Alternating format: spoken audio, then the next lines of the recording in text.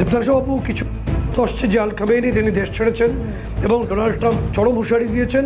পাশাপাশি Donald Trump আগ্রহ প্রকাশ করে বলেছেন আমাদের প্রধান নরেন্দ্র মোদীকে। এবং তার পাশাপাশি আপনাকে বলবো যে তুরস্ক বেশ কিছু ভারত বিরোধী চক্রান্ত করছে এবং বাংলা এবং আমাদের সামরিক ঘাঁটিগুলোকে বিস্তৃত করছি। ভারতের পাল্টা চালটা কি ঠিক কীভাবে রিটার্ন করতে পারি, গোটা বিষয় নিয়ে প্রত্যাঘাত ঠিক কোন দিকে হতে পারে? দীপ্তাংশু, আমি মাঝখানে কিছুটা শুনতে পারিনি, তবু আমি যেটা শুনেছি তুরস্কর ড্রোন আপনি যেটা দেখালেন একদম সঠিক। ইতিমধ্যে বাংলাদেশে তুরস্ক ড্রোন পাঠিয়েছে, তাদের একটা জাহাজ এসছে যেখান থেকে আমরা দেখেছি যে বহু ড্রোন যেগুলো পাকিস্তান অপারেশন সিন্দুরে ইউজ করেছিল, একইভাবে সেই সেম মেক তুরস্ক ড্রোন অনেক কোয়ান্টিটিতে বাংলাদেশে পাঠিয়েছে। নিশ্চিতভাবে বাংলাদেশে এটা খেলার জন্য নয় অথবা তুরস্কর সঙ্গে কোনো জয়েন্ট এক্সারসাইজ নয়, এটা ভারতের বিপক্ষে ইউজ করবে। বিশেষ করে পূর্বে যেসব রাজ্যে আছে আমাদের পশ্চিমবাংলা এবং সাতটি উত্তর পূর্ব যে সেভেন সিস্টার্স, তার বিরুদ্ধে ইউজ করবে, এটা খুব ক্লিয়ার। তার সঙ্গে আর একটা খুব ইম্পর্ট্যান্ট খবর হচ্ছে, গুরুত্বপূর্ণ খবর হচ্ছে যে বাংলাদেশের যে ন্যাশনাল সিকিউরিটি অ্যাডভাইজার এই খালিলুর রহমান, উনি ঠিক লন্ডন ভিজিটের আগে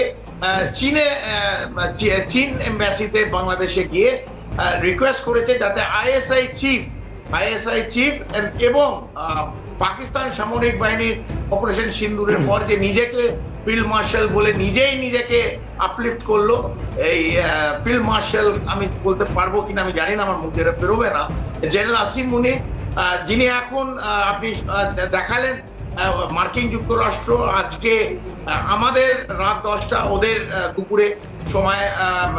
দুপুরের লাঞ্চ করবে মার্কিন যুক্তরাষ্ট্র প্রেসিডেন্টের সঙ্গে।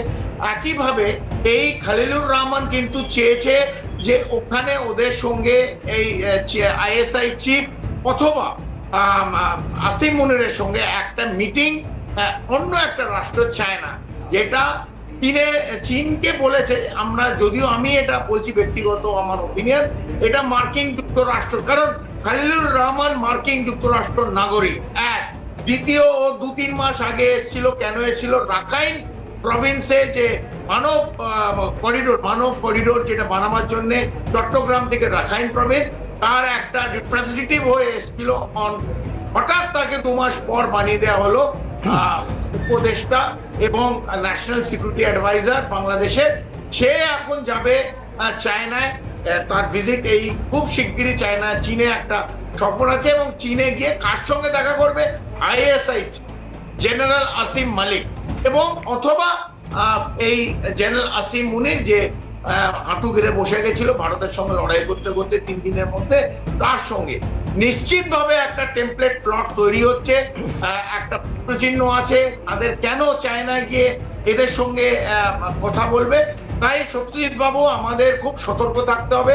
শুধু আমাদের না, মার্কিন যুক্তরাষ্ট্র, এরা কিন্তু ফ্র্যাঙ্কেনস্টাইন যদিও এখন সে মার্কিন যুক্তরাষ্ট্রের নাগরিক, মার্কিন যুক্তরাষ্ট্রের কথা শুনছে, কারণ বাংলাদেশ এমন একটি রাষ্ট্র যেখানে চায়না এবং মার্কিন যুক্তরাষ্ট্র দুটো টানা হাতড়া করছে।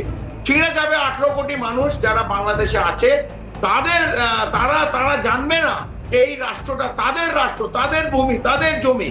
এই দুটো মহান রাষ্ট্র, একদিকে চায়না, একদিকে মার্কিন যুক্তরাষ্ট্র, টানা হাতড়ায় সাধারণ বাংলাদেশের নাগরিক কোথায় যাবে? সত্যি